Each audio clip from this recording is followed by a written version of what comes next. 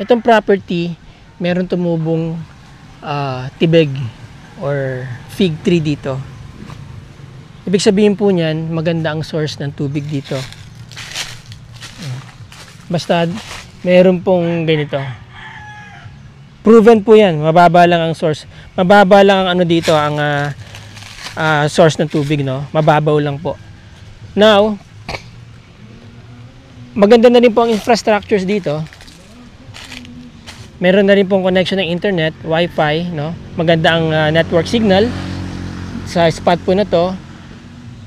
Although wala pa silang linya ng tubig, pero madali lang naman pong magpalagay ng deep well dito.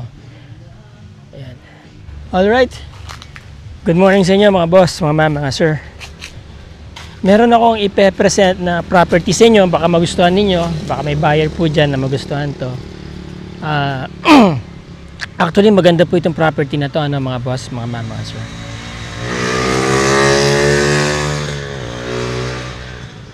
Dalawang titles po ito at nakita ko na yung titulo. Clean title po siya, ano po. Ang size po niya ay nasa 1,725 square meters. Yan. As you see, walang mga nakalagay pa, ano. Ang pinaka-improvement lang ay yung kanyang bakod, which is hindi naman lahat sementado, ano po. Although very clear na yung area. Ayan. Maganda yung kanyang configuration, square, kaya malaki ang potential. Mas madali siyang i-landscape, mas madali gawa ng master plan. Ano po. Now, itong property na to, nandito po sa Botolan, Zambales, along National Highway. Ito po. This road leads to jump off point papuntang Pinatubo dyan. Tapos dito, it's going to yung main National Highway going to Manila and going to Iba, Zambales. About 5 minutes, 10 minutes po ang travel time. Chill driving papunta ng downtown Botolan. And this is about 190 kilometers from NLEX Balintawak exit. Ano po? So about 5 hours drive from that point in Metro Manila. Alright, napakaganda ng property. Ayan, no? Malaking potential kasi ito pong area na to ay fast developing. Papunta doon yung nandun po yung Kainumayan, about 1.5 or 1 kilometers from here. Yan. Okay? So frontage, feeling ko mga nasa mahabang frontage, ano po? 5, 10, 15, 20, 25, 30, 35, 40, 45, 50. Mga 55 to 60 meters ang kanyang frontage. Ayan. Okay? Okay, alam nyo mga boss, ang maganda po dito sa Botolan, especially dito sa lugar na to, ay kapag nag-connect na po ang Tarlac at ang Botolan, mas malaki po yung potential ng trade, syempre, ano. At itong lugar na to, itong property na to, malaki pong potential nito someday kapag ginawa nyo po itong commercial area or maglalagay kayo ng business nyo dito or parang mini resort, ano po. Yan, no? May swimming pool, may mga bahay-bahay dyan kasi napakagandang jump off point po nito going to different spots in Zambales. Different let's say pupunta sila ng Cotto Mines, pupunta sila ng mga resorts, ano po, mga beaches. Napakagandang jump off point po nito. Or simply your vacation house or vacation residence dito po sa Botolan. Ano po? Maganda rin po itong pang buy and hold. Yan.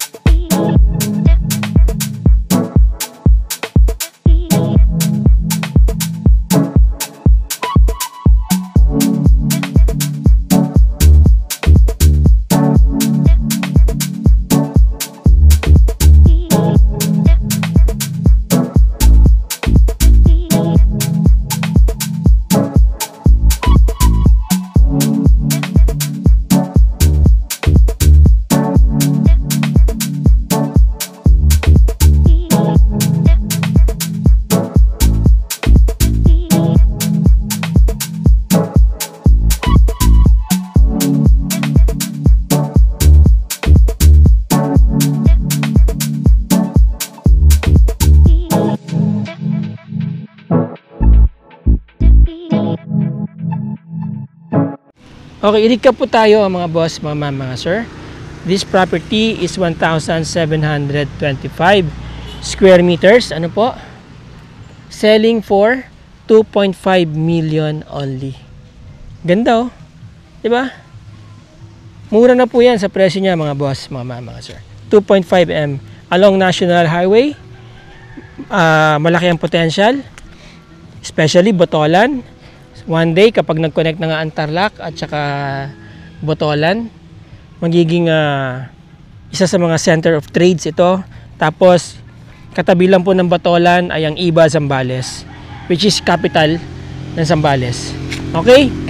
Para po sa mga interesado dyan, mga boss, mga ma'am, mga sir, pwede nyo ako makontak dyan sa aking mga contact details. Yan ang aking Viber, WhatsApp, and Globe. At ang aking email address nandyan po sa baba ng aking mobile phone number. Kung gusto niyo naman po ako message sa Facebook, mga boss, mga ma'am, mga sir, yung link po dyan sa baba ang gamitin ninyo para dalhin po kayo doon sa aking personal account. Ano po? Kasi yung iba nagme-message po doon sa page Butchawals TV sa Facebook. Ano po? Wag po kayo doon mag-message kasi minsan hindi ko po nakikita yung messages dahil lang naka-open sa akin madalas ay itong Facebook personal account ko. So, there you go mga boss, mga ma'am, mga sir. Maraming salamat po sa inyong oras at sa inyong panonood. Till the next video mga boss, mga ma'am, mga sir. Ciao!